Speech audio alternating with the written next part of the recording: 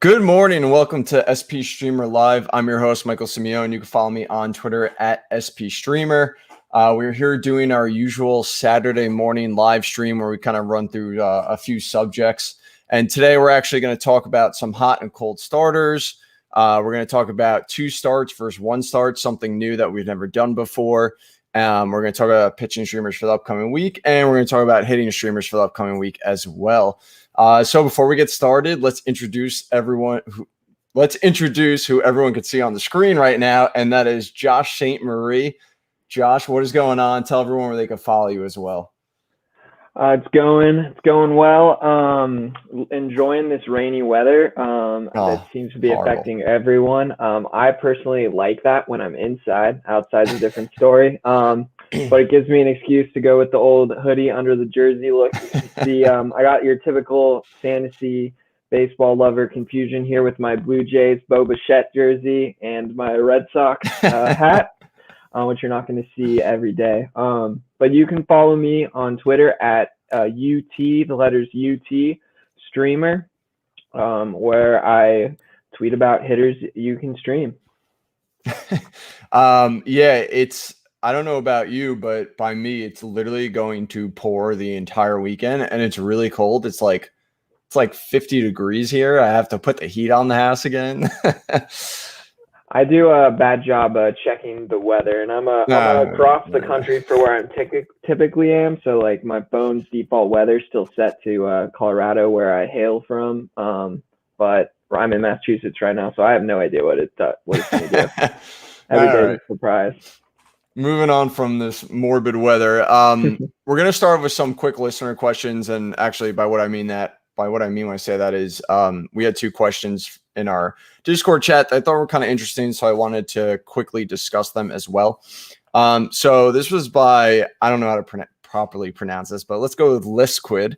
And he's basically asking if Alec Bohm is a good buy low candidate. So why don't you start, Josh, and tell us what you think about him? Yeah, so I guess the ultimate question for me here is kind of what are you expecting to buy low when it comes to Bohm? I feel like most people who ended up drafting him, ideally that would be the person in your league someone on your league who's relatively high on him, was probably expecting a batting average at or around 300. And I do not think that Alec Bohm is going to get back to those levels. Now, he is hitting closer to 200 right now, and I think pretty obviously he's not going to continue to hit that low. So in that sense, he is going to rebound, but I do not really expect that the person in your league who drafted him, who's probably expecting a 300 batting average, has really come down far enough to make him that great of an option. Now, what I'll also add is I did take a peek at where the BatX had Bohm projected before the season and where they have him projected currently. You can find all that information on Fangraphs. It's an exercise I love to do, is just compare the 2 projections. So the BatX had Bohm slash line heading into the season projected for 266, 329, 421. And that has come down to 259, 315, and 421. So his average and on base percentage has slipped, but his slugging is actually just as high, which I guess you can say it's a good sign moving forward. Now, the other thing I want to check is how many batters were at or above those slash lines for Bohm. And so that slash line before the season, only 55 batters in the league were projected to be there or higher. There are now 91 such batters to be projected as high as him or better. And I think that shows just how tight kind of the range of players are there. And so it might not seem like Bohm's projections have dropped a lot, but there are quite a few players who have at least passed him in that regard. So in summary, I do think he's going to be a better player. I would just be surprised if the person who is selling him at a discounted price that you would think. Yeah, I feel like if you took Bohm, that just means you're in on him, and I don't see why anyone would really trade him for the cheap. Mm-hmm. His profile is interesting to me. I mean, the strikeout rate is up, the walk rate's down. He's swinging them in the zone more and chasing less, but he's also not making as much contact. Everything matches up compared to last year when it comes to power. I think we see a rebound in average a little bit, and I think with that will come more home runs. So I'm with you on that. I do think Baum will end up being better, and I just don't know if you're really going to be able to get him cheap. So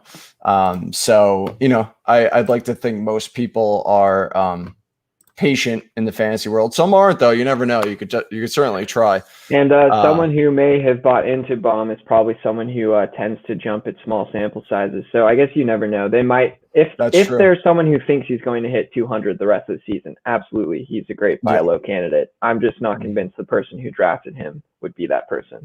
Right. All right. Next question. This is by J Kelly 2282. And his question is, do you prefer Ty France or Mike Moustakas rest of the season? Right now, Ty France is hitting 247 with 3 home runs, 15 RBIs. Mike Moustakas, 241, 4 home runs, 3 RBIs. So kind of similar stat lines there, but one has been on the IL with heel issues and early in the season due to non-COVID illness. What do you think about both of them, Josh, and who would you prefer rest of the season? This time of year is one of my favorites because it's when the second half drafts are happening at the NFBC. So you got all the top fantasy players drafting right now. So it's really easy to go and just look and get a comparison of where people who are better at this or smarter than me are valuing these players. So I went and looked, and right now in those Memorial Day drafts, Ty France is going 327, which is actually down from where he was going headed into the season, which was around 280. And Moustakas, he's also down. He was going at pick 114, but he's still going around pick 197. So that is a very large gap, over 100 picks. And so if it's such a significant gap with such a smart group of fantasy players, I'm going to side with Moustakas. Now, I am a little nervous about the injury you mentioned. I went ahead and looked at plantar fasciitis injuries using Derek Rhodes' dashboard. If you go to his Twitter, it's at DRHOA3. He's got a Tableau dashboard where you can type in any injury and it will show you kind of injury history or similar injuries in the past. And you can see how long it typically took players to recover from that. And so for plantar fasciitis, which is what Mike Moustakas is suffering from right now, the average is 49.4 days. The median is 40 days. And I do not expect that fantasy players right now are accounting for quite that long of a potential injury. But it does seem like an injury that it is pretty consistently takes at least a month to come back from. I don't know how long it's going to take Moustakas to come back. That's not my area of expertise, but it is something that makes me a little nervous. But I mean, that ADP difference is pretty big. So yeah, and you know what it is too. I mean, like I said, they have similar production, and France has basically been playing the whole time, where Moustakas has had 2 IL stints. So I think that just goes to show, I like you said though, I don't know if this is something that can nag him and like be an issue moving forward. France is just interesting because he will probably get a lot of playing time. So he could probably, rack up the counting stats. But I like Moustakas. Obviously, the power's for real. It's always going to be there. A lot of home run potential. So hopefully he just comes out of this, on the better side and is healthy for the rest of the season. All right, we're going to move on to, we're just going to talk about hitters or pitchers who are starting hot/cold, and if we think it's for real or not. We're going to first start off with Adolis Garcia, who's hitting 282 with 16 home runs, 41 RBIs, and 5 stolen bases. Josh, give us your thoughts on him. I mean, so you pulled up his baseball savant page for those who are watching right now, and from what you can tell, what he has done so far, you'd be hard pressed to say it's not legitimate. But what you have to remember when you're looking at the baseball savant statistics, none of them are indicative of future production. They kind of just tell us the story of what's happened. So what we know what has happened is Adolis is crushing the ball, and that his production based on the way he has been hitting is not very fluky. Now, here's the problem for me with Adolis. If you look at those blue circles on the Baseball Savant page, his K percentage, his walk percentage, his whiff percentage, his chase rate. That to me points to an incredibly dangerous floor once the league adjusts to Adolis. And I think that is a when the league will adjust, not an if the league adjusts. The league always adjusts to a player. It's always an ebb and flow. And with like a K percentage and a walk percentage so bad, that means like when things are going to be going rough for Adolis, they're going to be very rough. And two players that popped into my brain when I was just seeing this were Keston Hira and Austin Riley. I think when they both came up, they were both crushing the cover off the ball. They were doing maybe not as good as Adolis, but similar levels of production, especially Riley in the power department. And we saw both of them go through tremendous downturns because they had the same problems with K percentage, walk percentage, whiff percentage, chase rate. Yeah. So I do not think like when you look at that this is a player that's going to continue this. And I think when it does go bad, it's going to go really bad. So honestly, if I had Adolis right now, I'd be trying to move on from him before he goes through what I'm expecting to be a pretty gross slump. Yeah, I'm with you. I mean, the plate discipline's horrendous. I mean, the power's legit. I think he's got a ton of power there and obviously some speed. I think you're right. He's probably going to go through some bad spells, but at least, when he does make contact, at least he will be crushing the ball. So that kind of helps. Let me ask you a quick question to put you on the hot seat here. Would you prefer Adolis Garcia or Matt Chapman rest of the season? Oh, I'm always one to go for past production. It's funny because both of them will always be playing because they have great defense. I think that's something. I mean, maybe everyone is aware now after Adolis made a great play last night, I believe. But the thing is, like, I am expecting a regression to bring Adolis down and Chapman up just naturally. And you don't really want a defensive player when they're struggling because they're going to be playing every single day. Yeah. And so I think I have to go with Chapman. Okay. See, I feel like Chapman is literally, I kind of feel like he could end up being kind of like Chapman. I feel like Chapman's just power now. I don't really think the average will really ever come up anymore. I don't know. He's kind of a mess. All right, let's move on to Tommy Pham. He's struggling. He's hitting 206 with 2 home runs, 13 RBIs, 6 bags. But the last 7 games, he's hitting 308 with an 800 OBP, 308 ISO, 196 WRC plus, a high WOBA. He has 3 bags in his last 7 games. Plate discipline, contact rate still on par with career averages. I think he's going to start trending the right way. What are your thoughts, Josh? Yeah, so a little behind the scenes secret. You let me know who we're going to be talking about ahead of time so I can look them up. So I did the quick Tommy Pham search and I saw the last 7 days of news titles from CBS for Pham. And I just want to read them to you right now. So it goes, Pham swipes a bag Friday. Pham blasts 2-run home run. Pham notches 5th steal. Pham steals another bag. Pham swats 3rd home run. So I mean, the dude is doing the deal hitting right now. Yeah. He is hitting. I think that prolonged slump that we saw to start the season, I think it's safe to say it's over. The other thing I want to add is Pham has the 3rd highest walk rate in the league this season. And so even if you don't have on base percentage as a category in your league or you're not playing in a points league, and you're kind of wondering, well, why would I care if he's walking a lot? What that means for a guy like Pham in an offense like the Padres is he's going to score a lot of runs, and we know that Pham can steal bases. And so even when he's struggling, he's going to get on base and get you at least those 2 categories. And when he's not struggling, he's someone who can provide decent power as well as some, I mean, like you're seeing, just some overall outstanding production when he's hot. Yep. All right, let's move on to Kyle Hendricks. Got a nice little video of him striking out people here. Has a 4.63 ERA, 18.9 strikeout rate, 1.42 WHIP. In the month of May, he has a 2.67 ERA, a 2.1 walk rate, a FIP to go with it, a good K walk percentage. He's always kind of been a slow starter. His velocity is typically down when he starts seasons. Trying to tell everyone to calm down when he started off bad. Has the highest command plus in the league, So that means he still has it. I mean, that's everything to Hendricks' command. So I'm fully in on him continuing to be a very good, productive pitcher. What are your thoughts on him, Josh?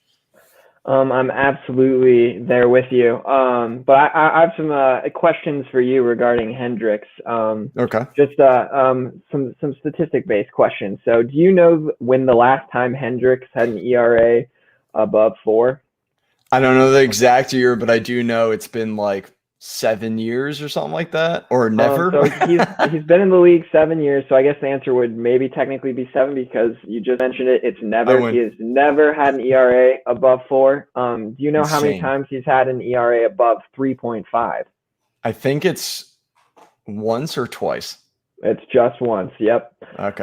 And just get a load. These are his FIPS over his previous 6 seasons. So not including this season. It's 3.32, 3.36, 3.2, 3.88, 3.78, 3.61, 3.55. That's ridiculous. Like, he's so good. He's so good, and I mean, I think that's enough. I think this dude, no need to worry. If you have worries about him being maybe getting a little bit older, smart pitchers do not age like your standard athlete. We see pitchers can pitch very late into their careers. Greinke. Greinke's a great example. And Hendricks, I believe, went to Dartmouth or some Ivy League school, so we know he's at least somewhat smart. But I mean, just the way he pitches, you can tell he's a smart pitcher. He knows what he's doing. I think there's no need to worry about Hendricks.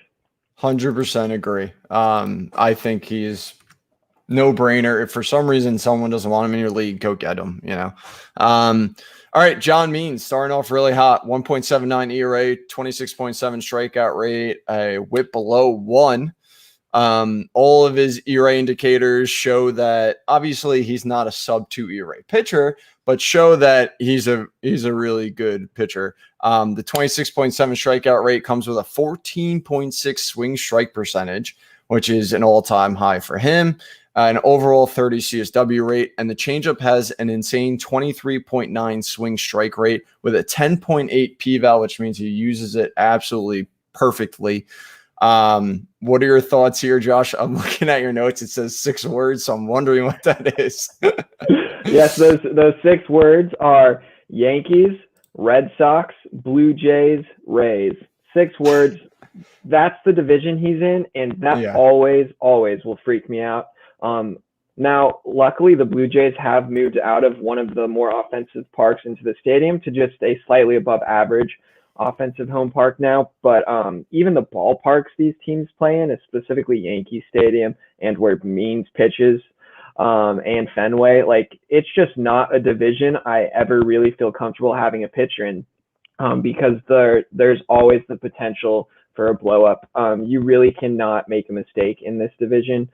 It's just not forgiving. And so I believe in Means. I think he's great. But I mean, I can't really do it with an Orioles pitcher in the over under ERA 3.75 end of the season. I mean, it's hard not to take the under when I've got 1.79 in the bank right now. So I'll take the under, but it's going to climb. And I think would try. All right, how about this? Do you think he has a sub 4 ERA the rest of the season? That's a great over under. Hey, you're the amazing betting man. I want to see your opinion first. For people who don't know, I will still take. No, I'm betting on the Blue Jays, the Red Sox. I'll take the over. All right, I'm gonna take the under. Maybe we'll have to put something. I think that's a great line, just for the record. No chance I'm putting anything on the line for that. All right, we're going up to our next section. This is something new, thought up by Rob DiPietro from the Pull Hitter podcast. So credit to him before I start doing this. We're going to look at streamers who have 2 start weeks versus pitchers that are permanently probably on your team or in your rotation, and kind of battling them between each other and see which one we prefer, basically. So, for example, right here, this week, Vince Velasquez has 2 starts going against the Reds and Washington. And he is – so would you rather him or Luis Castillo, who's going into St. Louis facing the Cardinals? So we all know Castillo's struggling. We all know Vince Velasquez is pitching really well. Josh, if you had to go with one of these guys that you could start on your team for this week, who would you be going with?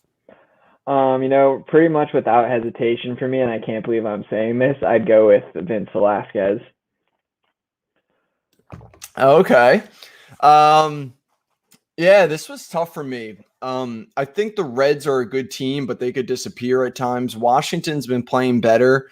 I looked into Vince Velasquez, and I don't know if I could still believe it. But I might be biased because he literally destroyed me on a stream last year.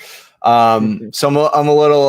I still have some hate for him for that. And I'm a Castillo lover.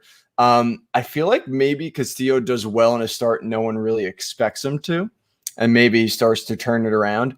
I'm going to go Castillo here. Interesting. Yeah, I think just where I'm getting stuck is it feels hard to count on Castillo for ratios right now. And when you're looking at a 2-start versus a 1-start pitcher, that's really what it comes down to, because the 2-start pitcher is going to have better counting stats. The 1-start pitcher, which should hopefully, if you're having a tough decision, have much better ratios. And I can't count on Castillo right now for that. And I know two Vince Velasquez starts means double the chances for him to have his typical blow up. Yeah. But I'm just trying to shoot for counting stats right now if I have Castillo on my team because he's already done some damage. Yeah, I get that. All right, next, our second matchup, 2 of 3 here. We got James Caprillion versus Zach Eflin. Caprillion is in Seattle, but then in Colorado. And then Eflin faces the Nationals. Who are you going with here, Josh? Eflin. It's late in the week for a Coors Field set. I haven't seen any studies done on this, but I know I come from Colorado. I know the effect altitude has on you the first few days anywhere you travel, whether you're traveling out of Colorado or into Colorado. And already the Rockies will have 3 games in the bag at least. I'm not sure what day, 3 or 4 games back in Colorado, so they'll be fully adjusted and ready to just absolutely enjoy that incredible lack of oxygen in Coors Field. See, here's the thing though that's interesting about the Rockies is they actually have been very bad at home offensively. They've just been very bad. Right, but so is it plausible to say maybe you can stream a decent pitcher in Colorado because they clearly just aren't hitting at all no matter what? Yeah, I think for sure, and I mean, there's always potential for Caprillion to throw a no-hitter here to start the week. You don't really want to miss out on that. And I don't see Eflin as necessarily a mainstay in your lineup like Castillo is. I know he's well liked in the community and he pitches well, but not for me. It doesn't. Okay, maybe not liked by everyone. No player really is, but it doesn't really feel as gross benching Eflin. So I'm not opposed to that, but I see that Coors start and I'm just like, I don't know enough about you yet, Caprillion. So goes Eflin. Yeah, I get that.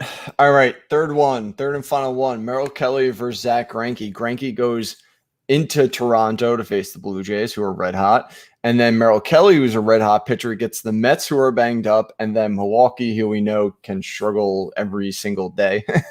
Who would you be going here? I just would like to say that he's not pitching in Toronto. He's pitching in where do they play? Buffalo now. So they did. Oh no, I think aren't they going back to Toronto this week? Oh, is it this week? I think it was this week they're going back. I could be wrong, but anyway. Well, out of the 3 stadiums, of 3 Blue Jays home stadiums, Buffalo is the best. It's still not. It's still a little hitter friendly, but if it's true that they're going to Toronto, I think I'll have to go with Merrill Kelly. Yeah, I agree. I mean, I feel like these are 2 really good matchups. He's been pitching really well lately. He's got like a sub-4 ERA his last 7 starts or whatever it is. Again, the Mets are like a AAA lineup. I would know clearly. And Milwaukee, they whiff a ton. So I feel like Kelly's going to get strikeouts. I think it's well worth going Kelly here. All right, we're going to move on to some streaming talk real quick. Let's talk pitching streamers for the upcoming week. Give us a starter you like, Josh, and let us know why. I think maybe you should go first because I basically have copied you here, so I want the person who should get the credit to get the credit. All So right. I'm going with Brady Singer against Pittsburgh. I know he burned a lot of people recently. The ERA comes with a 3.42 x ERA, comes with a FIP in the same range, for Sierra. So I think he isn't this bad. He does have good stuff. I think he's had some pretty bad matchups, tough matchups. But Pittsburgh, man, 26th in ISO, 28th in OBP, 29th in WOBA, last in WRC plus the last 7 days. And then if you look at them versus righties in the last month, they're 29th in WRC plus, last in slugging, last in WOBA, last in home runs per fly ball. So they're just not hitting the ball. If Singer can't give us a good start here, you might as well just drop him because this is the perfect matchup for him. I think this is a great streaming option. So I'd be all over Singer against Pittsburgh this week.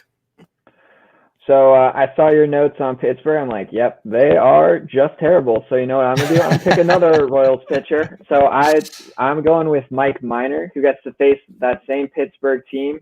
The only potential problem is if your league is weekly locked, he does face Minnesota, who in my opinion is the best team in the league. Nope, not best team in the league. Nope. Best off, maybe a Freudian slip. I don't know. I've got to do some exploring if I think that. But I think that they're the best offense in the league. Now, maybe not with Buxton out, but it's still a great offense. So that might make you a little nervous. But Mike Minor's quietly starting to turn it around this season. I know that you loved Mike Minor heading into the season. I know Deadpool Hitter loved Mike Minor heading into the season. And I think we're starting to see flashes of what you guys might have been expecting. In his last 4 starts, he has 7 Ks, 7 Ks, 8 Ks, 9 Ks. So I don't know where that's coming from, but the Ks are starting to come for Mike Minor. He's pitching. That's an indication to me that he is pitching pretty well. He keeps having to face the White Sox, which I don't think is very helpful to a lot of his stats. And the thing is with Minor for me is he hasn't really had a blow up this season. There's a few times he's given up 4 runs and one time he's given up 5. Obviously, you want to avoid that if you can when you're starting a player, but he's not going to give you an Austin Gomber like stat line where he just completely destroys you in 1 week with that one bad matchup. So I want Minor for that Pittsburgh matchup, and I'm not too worried about that Minnesota matchup screwing everything up. Yeah, I think with Minor, it's really just the velocity. I'm waiting for it to come back up. I'm waiting for him to go back to the changeup more. I think he went away from it because wasn't really working for him. But we'll see where he goes from here. I'm hoping for a rebound, like you said. I was in on him. I was mainly in on him for the volume. I thought you were gonna get like decent volume, not bad volume like you're getting right now. So we'll see. Hopefully, he turns it around. All right. I do have one quick other thought. So I think people need to remember when it comes to ERA or WHIP on your team, when it comes to ratios, there is a factor of how many innings they've pitched. So just a hypothetical. So I did some quick math. If your team has 50, if you take 50 innings pitched of a 4.5 ERA, and then you throw in one pitcher, he's got 1 start, he goes 6 innings, 2 earned runs, so 3 ERA for him. Do you know what the equivalent ERA would need to be for if instead of that pitcher going 6 innings, he went 10? So the equivalent ERA to bring it to the exact same point on your team. I didn't word that the best, but basically I'm saying 50. So I recognized when I was halfway through that was just a disaster of a paragraph. That's okay. So 50 innings of 4.5 ERA. Your pitcher comes in, he throws 6 innings, 3 ERA. That brings your team ERA down to 4.34. Now I'm saying, okay, same 50 innings, 4.5 ERA. A pitcher comes in with 2 starts, throws 10 innings. What's his ERA need to be to bring the ERA down to 4.34? You're asking me? Yeah, I guess. Yeah, I don't expect you to know it unless you can do incredible mental math. So it's a 3.5 ERA, so an entire half run worse. So I think that's something you have to keep in mind when it comes to 2-start pitchers. You have some wiggle room for worse ratios because those innings they're weighted heavily and still can bring the ERA and WHIP down. Yeah, no, definitely. I mean, It's gonna like when it's funny. I've been doing this contest, the Outstream SP Streamer, and people are realizing that with small samples like that too, like things can swing so dramatically with one start. And it's just pretty funny to see their reactions, like when a pitcher gets blown up, how it literally destroys. Like Mike Carter, the great Mike Carter, he was in the week 1, right, and he was leading the contest the entire so through 3 weeks. Guy had like a 1 ERA, and then he got Gombered, and it boosted right up to like 5 or 6, and he just like went from first to last. But yeah, like vice versa too. I mean, if like you said, if they have just an okay, a bad start, but then come back with an okay start, it'll kind of even out pretty quickly.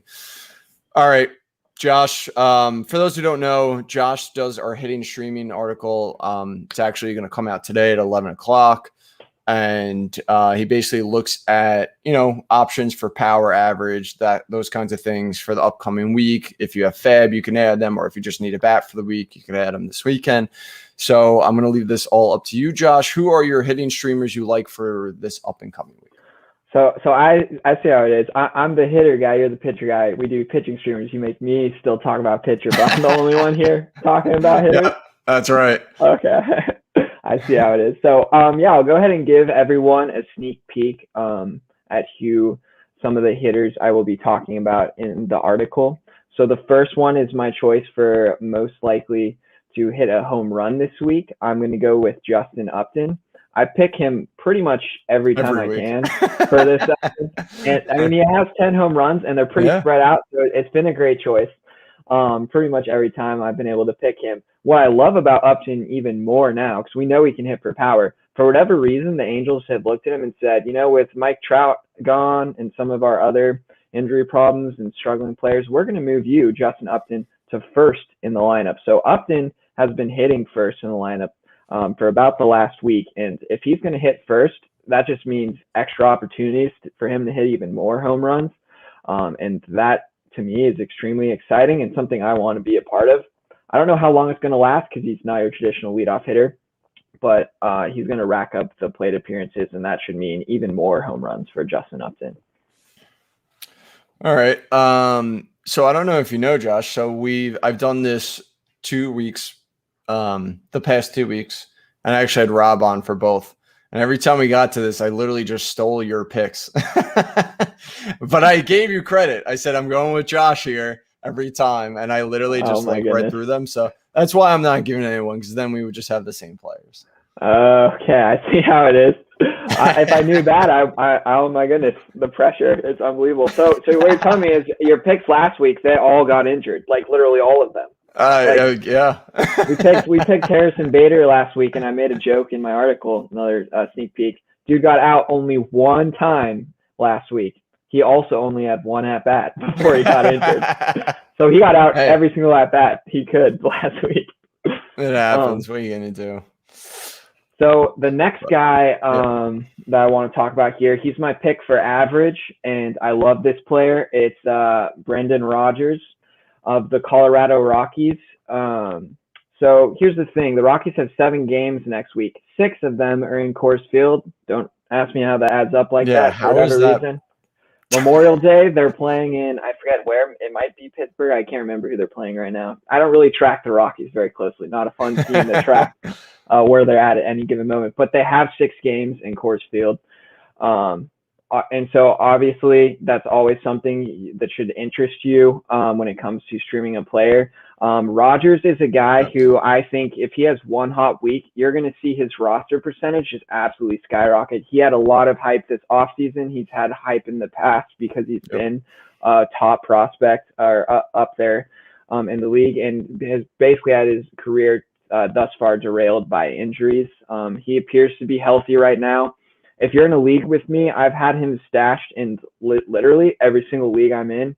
And that says a lot for me with all the injuries we've had, that I've still found a way to keep him on the roster. So I'm very excited about his 6 starts in Coors this week. And I think this could be, and I believe I dubbed it in the article, Brendan Rodgers week. Okay. And what about, I'm assuming your last pick is for speed? Yes, stolen bases. So everyone talks it into the season like, oh, I can figure out a solution to stolen bases into the season if I miss it into drafts. Yet here we are. John Birdie all of a sudden's got everyday playing time for Miami with their injuries. He's playing every day at third base, and no one's picking him up. He's still 9% rostered. This is one of the premier base stealers in the league. This is a guy, he was being drafted everywhere. And the reason why he wasn't really being drafted or taken late in drafts was because of playing time concerns. If he didn't have any playing time concerns, he would have been going and everyone would have took him. Absolutely. So I really don't get why people aren't jumping on him. I don't think there's that many like weekly lock leagues. Usually you see the roster percentages jump from the daily leagues. I think that people have just missed this one. But Birdie's playing every day. I mean, it seems like a slam dunk pick for me for most likely person to swipe it back. There's other people in similar situations right now that people seem to be missing on. For the Mets, we've got both VR and Jose Peraza. Both can steal bags. Mets got tons of injuries. So I'm looking to pick them up if they're available. Braves, I don't know. I was at the game in Fenway when Ozuna dislocated both his fingers.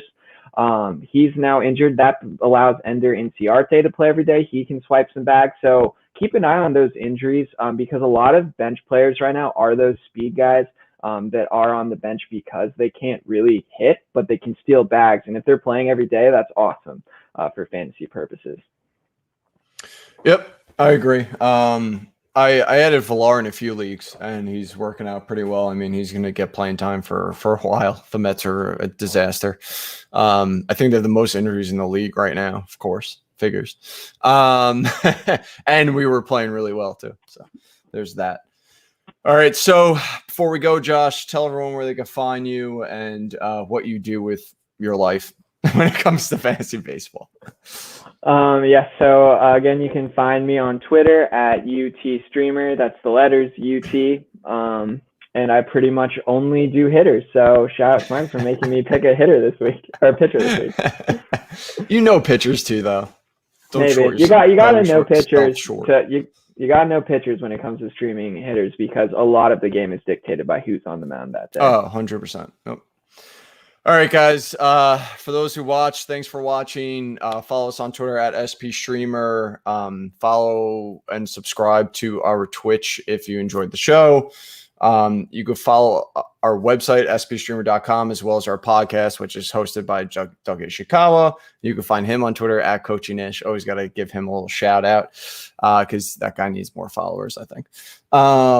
So again, thanks for watching. Everyone have a good Memorial Day weekend. Enjoy the long weekend. I know I will, even though I'm going to be inside in the rain all day, every day.